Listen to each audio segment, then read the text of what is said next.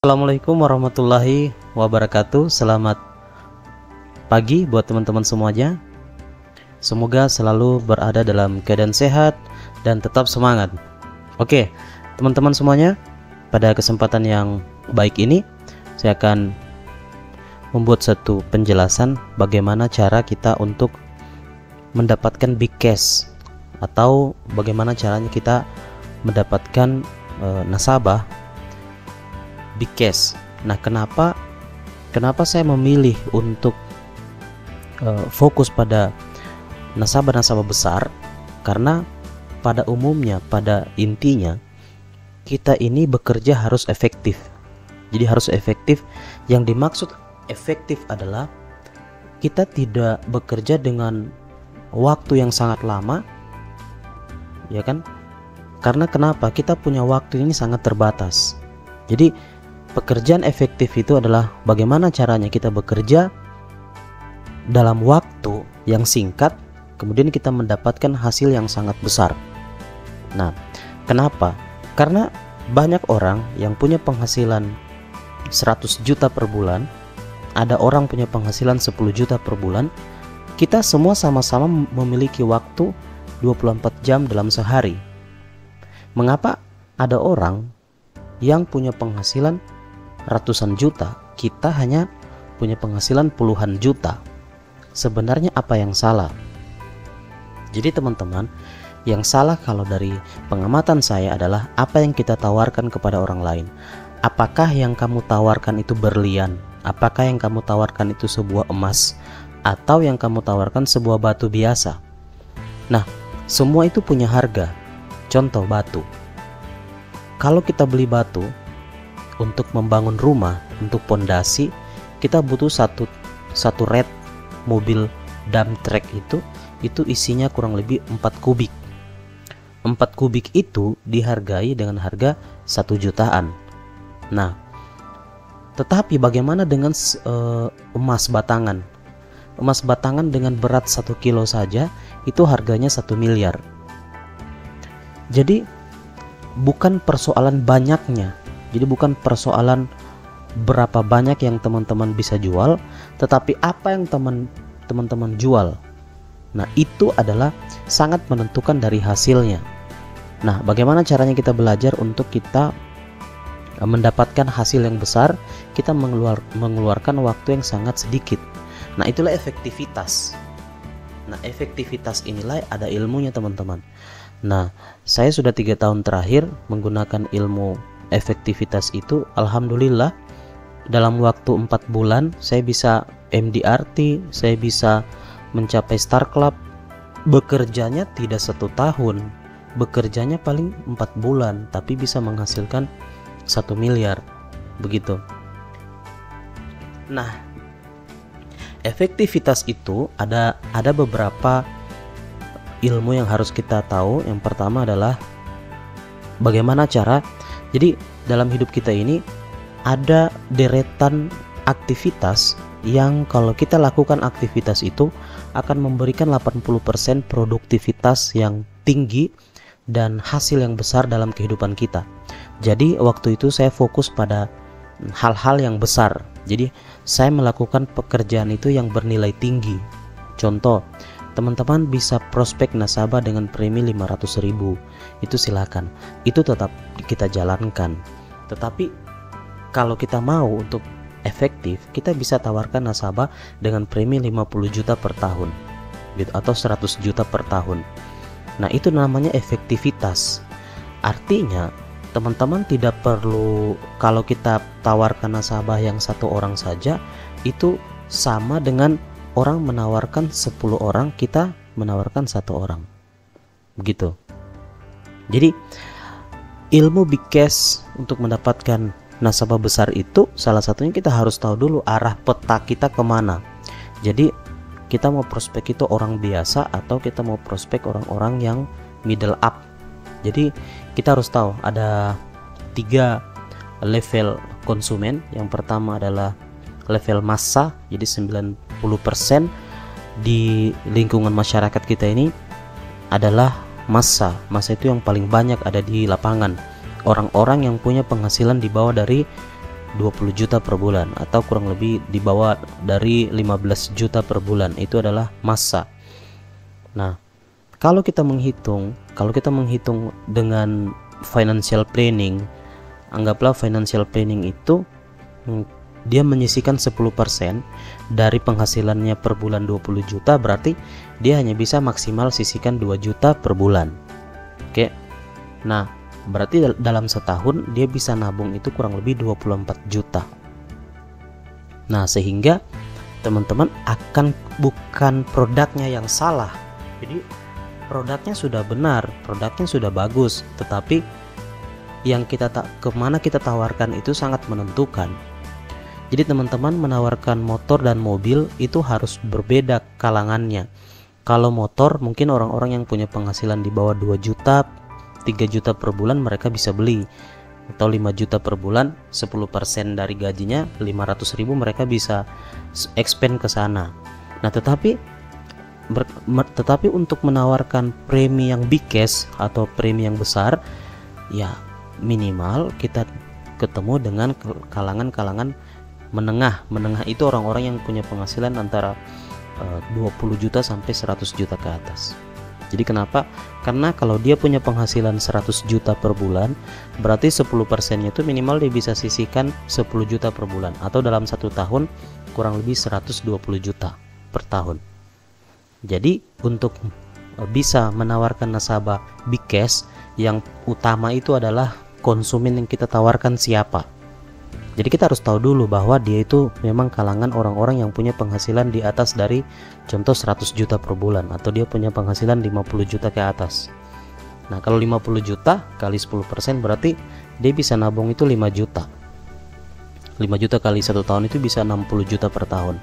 Jadi kita bisa di cash tahunan itu 60 juta. Nah, oleh karena itu teman-teman, jadi yang kita fokuskan adalah konsumennya. Siapa yang kita tawari, begitu. Dan yang kita tawarkan adalah produk-produk yang disesuaikan dengan mereka. Karena di setiap bidang, di setiap masa ini, setiap orang itu, kalau dia orang-orang yang punya penghasilan di bawah 20 juta per bulan, itu adalah namanya massa. Mereka punya ketakutan adalah itu bagaimana caranya penghasilan mereka itu tidak bisa hilang. Jadi di setiap level kehidupan ini itu berbeda-beda ketakutan orang. Nah, sementara kalau orang-orang menengah itu mereka takut akan asetnya bisa terjual. Nah, sehingga kalau kita menawarkan orang-orang middle up, orang-orang atas, orang-orang yang punya penghasilan besar, itu mereka lebih tertarik kalau kita berbicara tentang aset, karena mereka itu lebih suka mengumpulkan harta untuk anak-anak mereka. Jadi lebih cocok kalau kita tawarkan sebuah program yang berhubungan dengan bagaimana caranya kita melindungi aset-aset Anda, begitu. Nah, ilmu financial planning dibutuhkan teman-teman. Yang pertama ilmu financial planning itu, kalau kita berbicara mengenai proteksi warisan, proteksi itu minimal 10 kali penghasilan tahunan. Jadi kalau dia punya penghasilan 100 juta per tahun, berarti dia minimal punya uang pertanggungan jiwa itu 10 miliar gitu. Nah, ada namanya proteksi income, 5 kali lipat dari penghasilan tahunan, berarti minimal 5 miliar. Nah gitu. Jadi pada saat kita berbicara dengan mereka, kita tidak berbicara lagi dengan uang pertanggungan 1 miliar. Kita berbicara dengan uang pertanggungan 10 miliar. Dengan apa? Dengan landasan ilmu financial planning yang kita miliki. Nah, kenapa harus 10 tahun? Nah, karena keamanan yang bisa dipertahankan oleh keluarga yang ditinggalkan itu minimal memang 10 tahun penghasilan tahunan. Begitu. Kalau penyakit kritis atau bebas melindungi penghasilannya minimal 5 kali, karena rata-rata orang kalau kena penyakit kritis dia butuh waktu sampai 5 tahun untuk recovery, untuk pemulihan. Ya, jadi pada saat bertemu mereka, kalau kita tahu ilmu financial planning, intinya ilmu financial planning itu teman-teman seperti kita berperang. Jadi kalau kita perang, ilmu itu kan kita tidak butuhkan itu semua senjata.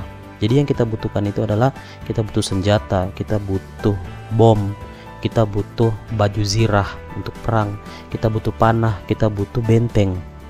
Nah, yang bergerak di bidang, kalau kita berbicara mengenai bom, dalam aset orang kaya itu bomnya itu adalah apa? Saham atau hal-hal yang bisnisnya sendiri. Karena bisnisnya sendiri itu yang menghasilkan pengembalian paling besar, sehingga mereka itu berani untuk pinjam uang bank miliaran, karena mereka bisa memutar uang 1 miliar itu bisa jadi 2 miliar. Jadi artinya pengembalian dari bisnisnya sendiri itu bisa sampai 2 kali lipat atau 3 kali lipat. Jadi dalam strategi financial planning, yang berperan sebagai bom yang itu adalah bisnisnya sendiri gitu. Karena sebenarnya kita dalam pengusaha itu, pebisnis itu, mereka itu sama, mereka punya strategi dalam berbisnis. Nah, tetapi berbahaya kalau kita investasikan semua uang kita untuk membangun bom. Jadi bom itu adalah memang benar hasilnya besar, jadi kita bisa membunuh banyak orang, tetapi kita harus tahu bahwa kita butuh juga beberapa alat-alat yang lain seperti senjata. Jadi senjatanya apa? Seperti deposito bank. Jadi artinya kemudian kita punya properti. Jadi makanya beberapa pengusaha itu mereka membeli banyak aset karena mencari keamanan. Jadi semakin tua orang, dia selalu mencari kenyamanan dan keamanan begitu. Jadi dalam financial planning, bagaimana caranya kita menerangkan kepada pengusaha atau pebisnis, dia memiliki harta itu beraneka ragam. Jadi karena semua aset, jenis aset apapun, mulai emas, berlian, tanah, rumah, bisnisnya sendiri itu memiliki kekurangan dan kelebihan, sehingga kalau dia mau sempurna, dia harus kombinasi. Jadi semua, kalau bahasa lain itu diversifikasi aset atau menganeka-ragamkan aset. Jadi sebelum melakukan perang, kita harus punya benteng yang kuat. Jadi benteng ini dalam financial planning sama seperti asuransi jiwa. Ini artinya pertahanan terakhir. Jadi kalau memang semua sudah selesai, pasti benteng yang dihancurkan. Tapi jadi benteng harus kuat. Yang kedua adalah kita butuh juga senjata, kita butuh juga baju zirah. Baju zirah ini adalah sama seperti asuransi kesehatan yang langsung di depan, dia langsung berhubungan, langsung kalau ada perang, baju zirah dan itulah yang, dan tameng itu yang langsung berhubungan langsung dengan musuh. Nah, tadi saya berbicara mengenai perang. Jadi sebenarnya dalam hidup ini kita ini sebenarnya lagi ada banyak musuh-musuh yang tak terlihat. Nah, dalam kehidupan sehari-hari musuh kita ada 5, namanya SKCMT. Jadi S itu sakit kritis, sakit kritis. K ini kecelakaan, ya kan? C cacat tetap total, M-nya meninggal, dan T-nya menjadi tua. Ini adalah musuh kita. Sehingga bagaimana caranya kita jangan sampai para pengusaha pebisnis ini dia terlalu fokus menyerang, dia tidak perhatikan ada kekuatan bentengnya. Kemudian baju zirahnya dia tidak perhatikan, sehingga sehebat apapun konsep yang kita gunakan, kalau tidak melakukan persiapan dan strategi, maka kita akan hancur, kita akan kalah. Nah, dengan strategi financial planning, kita memiliki asuransi jiwa. Asuransi jiwa ini benteng kita, pertahanan terakhir. Kemudian kita punya baju zirah asuransi kesehatannya. Oke, ada proteksi sakit kritis. Jadi tujuan utamanya adalah untuk menyempurnakan ikhtiar kita untuk memperkuat aset-aset ini, sehingga kalau terjadi ada musuhnya datang seperti sakit atau meninggal, kita sudah siap, ada persiapan plan A, plan B. Jadi kalau orang hebat itu pasti dia punya plan A, plan B, plan C. Kalau plan A tidak berjalan mulus, ada plan B yang akan dijalankan. Kalau plan B tidak jalan mulus, dia akan ada plan C. Begitu. Nah, jadi oleh karena itu semua aset yang kita miliki itu punya tujuan masing-masing. Untuk terkhusus untuk program asuransi sama seperti benteng. Dia berbicara benteng aset. Dia tujuannya bukan untuk mencari keuntungan. Kita keluarkan uang miliaran. Itu membangun suatu benteng, itu bukan mencari keuntungan, tapi itu untuk mempertahankan pertahanan terakhir kalau musuhnya datang. Nah, kita juga membuat baju zirah dan tameng itu tidak memberikan bukan digunakan untuk melawan orang atau membunuh musuh, tapi gunanya untuk melindungi badan kita dari serangan musuh, begitu. Sama seperti negara kita ini sudah ada namanya presiden, dia mengatur di negara kita ada namanya Kementerian Pertahanan. Jadi negara mengeluarkan banyak dana untuk menyuplai pertahanan. Jadi Indonesia sudah merdeka kurang lebih 75 tahun. Alhamdulillah selama ini tidak pernah juga terjadi perang besar, tetapi negara menyuplai dana yang sangat besar di Kementerian Pertahanan sampai triliunan rupiah untuk membeli pesawat tempur, membeli peralatan perang, dan itu siap semua disiap. Kenapa? Karena itu namanya proteksi, perlindungan negara, itu benteng negara.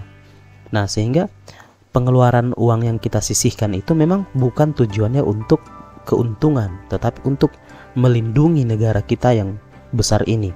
Nah, sama dengan kehidupan di rumah tangga. Dalam kesuksesan seorang pengusaha pebisnis, dia tujuan membuka asuransi itu bukan untuk mencari keuntungan, tetapi dia melindungi aset-aset yang dia sudah miliki, sehingga kalau terjadi risiko sakit kritis atau dia meninggal, ada kepastian yang bisa diterima oleh anak istrinya dalam bentuk dana pasti. Karena seorang pengusaha itu risikonya sangat-sangat tinggi. Dia bisa pinjam uang miliaran di bank, dia bisa buat suatu bisnis, dia bisa bangkrut dalam waktu sekejap. Nah, tapi dengan adanya asuransi, itu adalah bentengnya, adalah tamengnya, sehingga kalau itu pun terjadi, banyak pengusaha tiba-tiba, contoh, banyak pengusaha itu banyak musuh. Ada satu cerita di Malaysia, seorang pengusaha, dia pergi ke bank, karena ditahu dia orang kaya, dia dibuntuti oleh penjahat, dia ambil uang 3 miliar di bank, dia langsung ditembak oleh perampok. Waktu itu ditembak pas di depan bank, di pintu bank. Dan uang dalam koper itu langsung diraib, dicuri oleh perampok itu. Nah, jadi perampok dalam kehidupan kita dalam bentuknya tidak terlihat, yaitu penyakit kritis yang tadi SKCMT, sakit kritis, kecelakaan, cacat, meninggal, dan tua.